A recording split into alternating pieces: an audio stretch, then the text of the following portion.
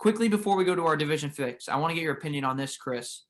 Deshaun Watson obviously coming out this past week and saying he wants out of Houston, essentially. He has backing on Twitter from Andre Johnson. He's backing on Twitter from DeAndre Hopkins. If you're a Jets fan like we are, to me, it's give up anything and everything to get Deshaun Watson here. And I'm not sure if you agree with that, given that the Jets do have the number 2 pick, potentially Justin Fields, potentially Zach Wilson, potentially the offensive lineman from Oregon on the board. If I'm the Jets and I see Deshaun Watson, an all-pro quarterback by every stretch of the imagination, a long-term contract in fold, he has the ACL surgeries, but again, those are out of the way right now. Deshaun Watson is everything you want in an NFL quarterback for me. He's mobile. He could move the ball downfield. He just hasn't been in the right situation. And I think for the Jets, I don't know about you, Chris, but I would much rather go out and give up first-round picks for the next 3 or 4 years on Deshaun Watson than have to go through another potential project in Zach Wilson or Justin Fields. I'm not saying those guys aren't going to be good football players, but Deshaun Watson feels like a head coach's dream. And to get that position figured out right from the get-go and knowing what you have there, I think is critical for a first-year head coach. And listen, they might want to start new, but Chris, to me, I would give up everything you have to for Deshaun Watson. What do you think?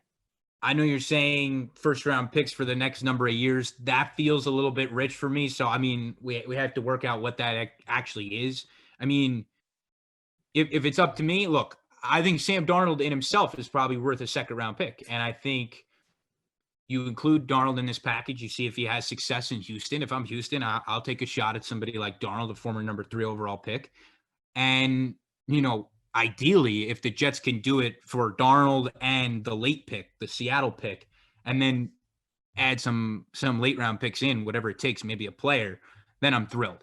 But for argument's sake, let's say Houston's going to demand the number 2 overall pick. I think that's more realistic, and I think it definitely makes it a tougher decision, right? And I'm not even of the opinion that the Jets need to go quarterback at number 2. I mean, I'm more of the belief that they use that pick to trade back, pick up a lot of picks, maybe get a quarterback late in the first round, because beyond Trevor Lawrence, I'm not sure if one of these quarterbacks is worth a number 2 overall pick for.